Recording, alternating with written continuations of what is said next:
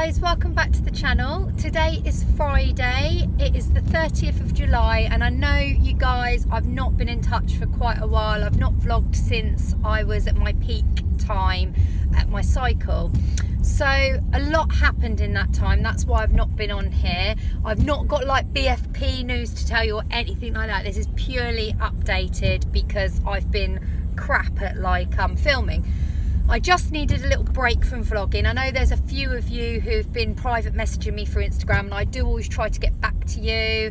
Hi Paige, congratulations. She had a beautiful baby girl last week, and she's just in her bubble at the moment, so that's amazing. Absolute brilliant news. I've got Maggie who's been in touch, who's currently coming up to 18 weeks pregnant, and she's having a little girl. That's so exciting. There's loads of you reaching out to me, giving me your love and support and baby dust and telling me all your great news, and a lot of you have done gender sway that's been successful, which is amazing. Such good news. Yeah, so what happened was I reached my peak on the fertility monitor, and all was going well. I ticked the box for the vitamins, the self-care was all okay, and everything was going well. And I had my peak, I think it was day 12 and 13 of my cycle, as I remember. And I'd vlogged to you guys saying, yep, Aaron and I have done the deed, everything feels good and in place, and it's set to be a fire sign. You know, if things go well, it'll be due, I think it was going to be due around end of March. Anyhow, something really annoying and upsetting happened on day 16 of my cycle, which is why I've not been on here. And again, I appreciate all your messages asking me what's happened and things like that, and I did sort of let you know that nothing's a massive headache, but it's just been a bit upsetting, and I've just wanted to stay off vlogs for a bit. But on day 16 I had a mid-cycle bleed again, and I was really upset.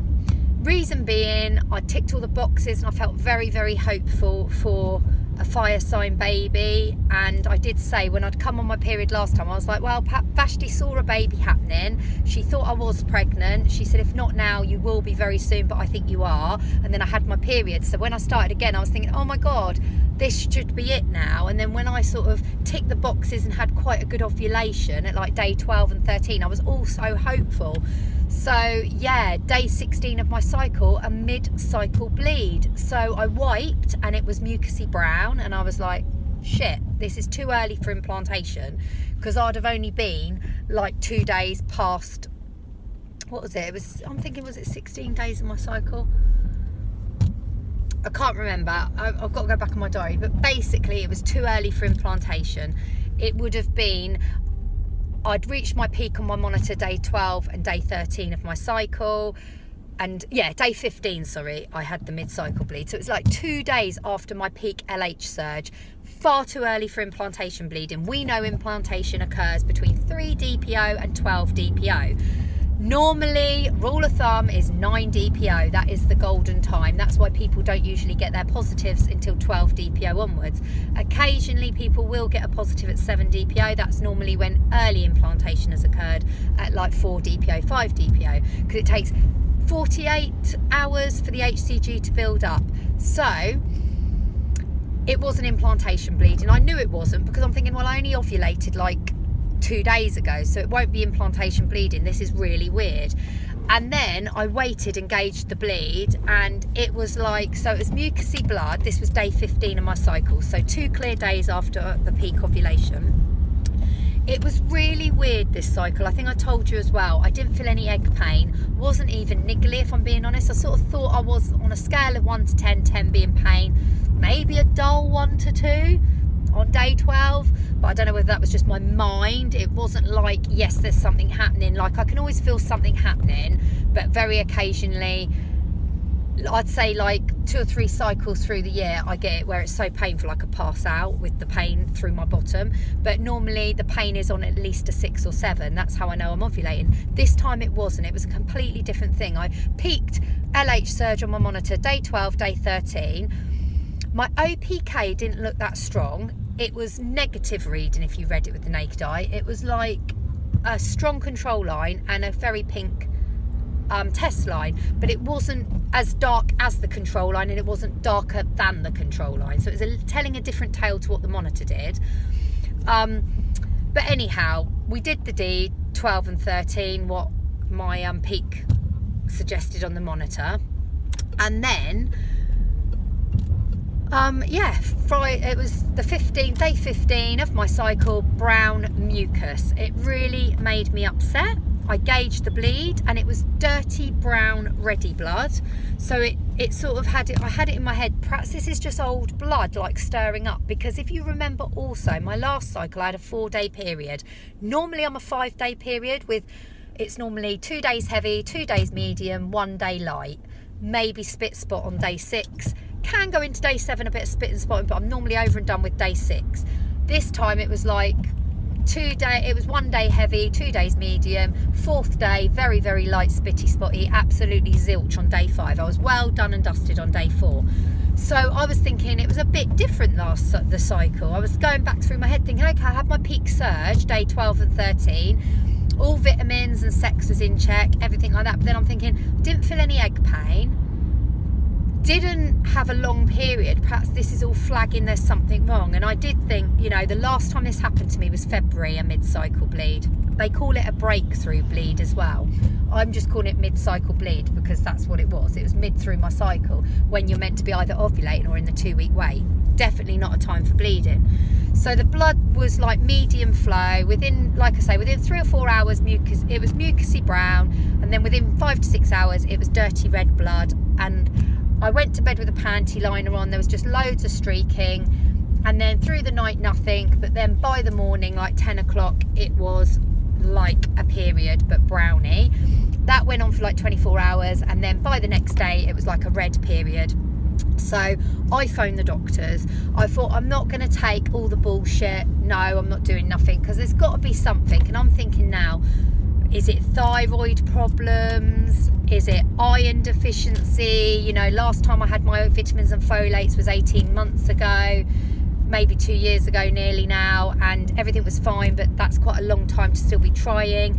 I phoned them up and the doctor did get back to me, and I said, I've had a breakthrough bleed. It's day 16 in my cycle, day 16 now in my cycle, and the blood started yesterday on day 15. I said, I've had my peak ovulation day 12 and 13 because we're TTCing. I said, I've had a chemical last month, so I know my body hormones might be a bit out of whack. I said, I've had 2 years now trying, and in that time we've had 2 miscarriages and 2 to 3 chemicals. -3 because I don't know if it was a Duff test that time. So basically 5 losses all in all. And she was like, I'm looking through all your notes, you're up together with your smears. I said, I know that, I'm not due till May 2022 for my smear. I said, I'm up together with my vitamins, you've given me progesterone for when I do fall pregnant. I said, but I just don't feel happy. There's got to be something out of whack, because you told me in February nothing's wrong, but if it happens in the next 6 months, obviously we can do some tests. I said, this is 5 months on. I haven't got lots of time on my side. My husband's saying there's a cut-off point for us trying. My heart and emotions are everywhere. I don't know whether this is just stress related or there's something out amiss. So she said, okay, we can seriously think about doing some tests for you. So she went and put me forward for the next day to go and have my bloods done. She tested me for infections, blood count, bone and calcium, iron deficiency, vitamins and folate, and thyroid. I had 6 tests all in all. I did say, can you test me for estrogen and hormones? She was like, we'll go with these first. If anything flags up on these, then we will do that. She said, but there's no point doing your hormone tests. 1, because you're in the middle of your cycle, so it'll give us false readings. And 2, we need to know where we're going. She said, so say like your thyroid came back out of whack, we could then definitely go on to doing hormones. She said, but normally how it would go is thyroid would flag up, or maybe your blood count would go slightly wrong, and then that would make us do hormones. But let's see where we go from these. So I was happy with that. I went along for and I also said to her, shall I count day 1 of my cycle from yesterday? And she said, when did you have your first full bleed? I was like, by day 15 later on in the day, it was like a normal period. She's like, yeah, count day 15 as day 1. So that's what I did. So I was now going for my blood tests on day 3 of my cycle, feeling very upset because really it should be day 17 and I'm in my 2-week wait, and I should have been like 2 DPO or 3 DPO. Instead I'm like starting all over again. So that's why I didn't want to get back to you. You were probably all thinking she's obviously had a BFP and blah blah blah, but no, this is what was happening. And they said my blood results, they would race through, and I was going for my blood test at like 9 o'clock, and they said your blood results will be back by 5:30 in the evening, so you can get them the next day in the morning, which I thought was super good. And they said it'd be good because obviously if I'm out of whack on iron, at least I can quickly reboot it all. And I did in my heart think, I reckon this is I'm not taking enough iron maybe, or I'm super stressed, or maybe thyroid. I don't know. I was thinking maybe it could be that, because I do sometimes get these little lumps on my neck, and it's normally when I'm due my period or mid-cycle, and I've heard that they're hormonal. And my friend gets them all the time during her period, but I sort of thought maybe that was thyroid. I don't know why, but I just thought maybe it was. Anyhow, I phoned back the next day, day 4 of my cycle. I got my results back and everything was spot on normal, even the cholesterol, which they tested for. So I had, like I say, everything done: bones, folate, calcium, vitamins, iron, thyroid, cholesterol, all normal or satisfactory. And I did say to the receptionist, will the doctor phone me? And she said they won't phone you because it says no further action taken, no further phone call needed, appointment needed, or medicine, vitamins needed, or prescriptions. So that basically means my whole of my blood results were spot on. I did say to her, does that mean my thyroid's right? She said everything here, Ingrid, is absolutely perfect. She said everything's saying normal or satisfactory. None of it's saying borderline or need a follow-up call. She said if anything was flagging up that we needed to speak to you or investigate further, you would be getting a conversation from the doctor, or we would have phoned you as soon as these results came in yesterday evening. She said all we can tell you is there's no infections, there's no vitamin deficiencies, your thyroids are all in check, your cholesterol here is really good, everything is great. And I was like, well, I'm grateful to God for that, grateful to the doctor, thank you very much. Put the phone down and I thought, right. Oh, and I did say to her, so does that mean they won't check my estrogen and hormones because we are TTC? And she said they won't do that because your thyroid's come back absolutely spot on.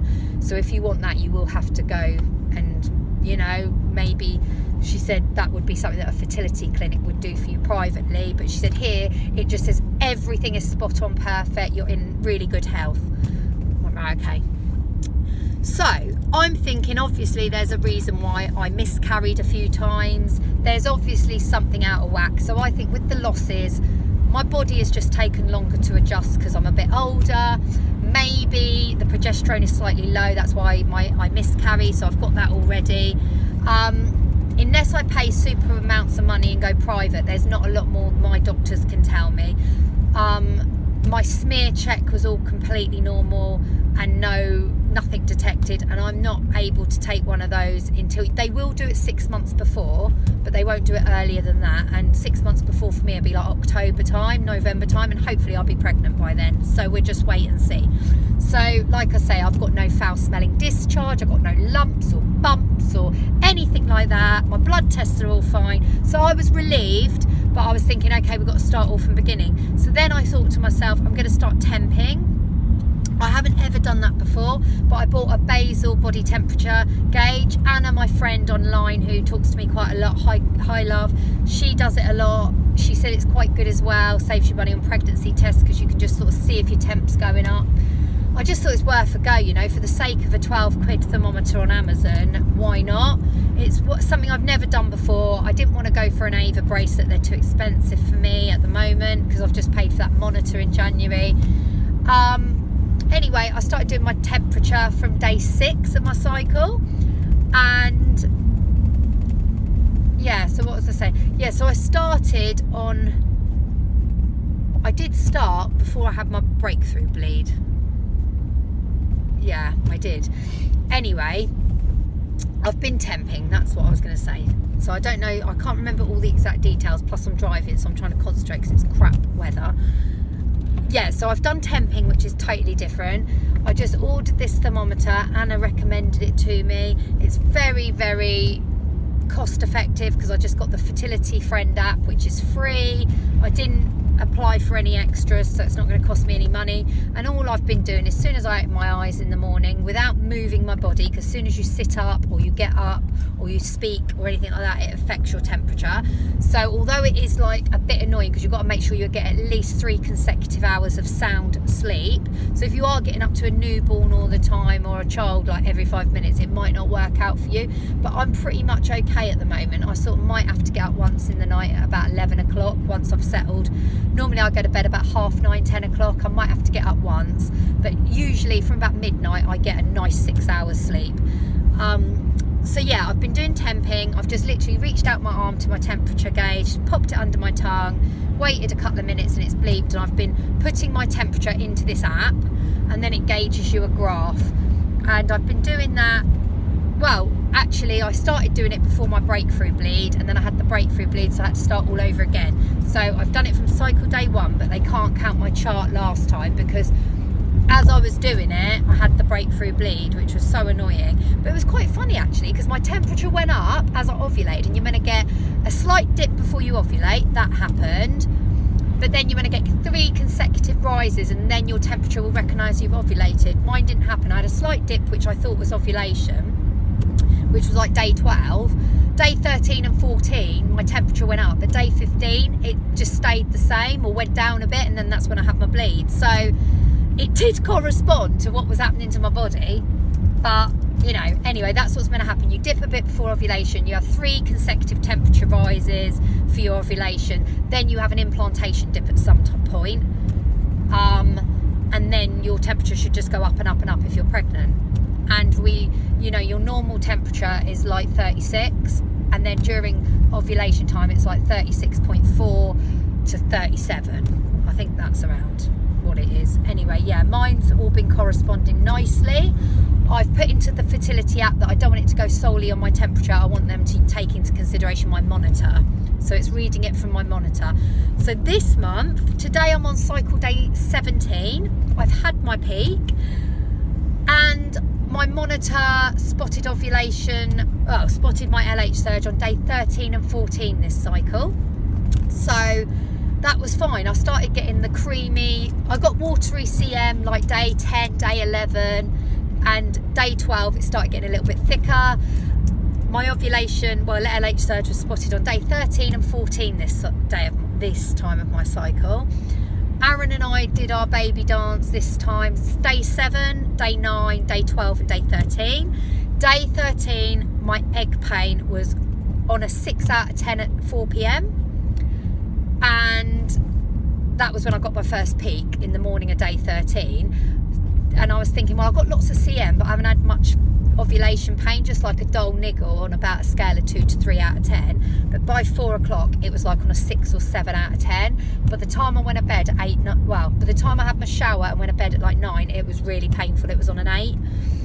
So we baby danced on day 13, but it was quite uncomfortable. So I definitely had egg pain, definitely had CM, definitely had the monitor saying I was peaking, and my temperature was slightly higher. It was on like 36.7, I think, which was showing that my ovulation was happening. So yeah, on my temperature chart, I think it was like 36.5 or 36.6 on day 13 and a little bit higher on day 14.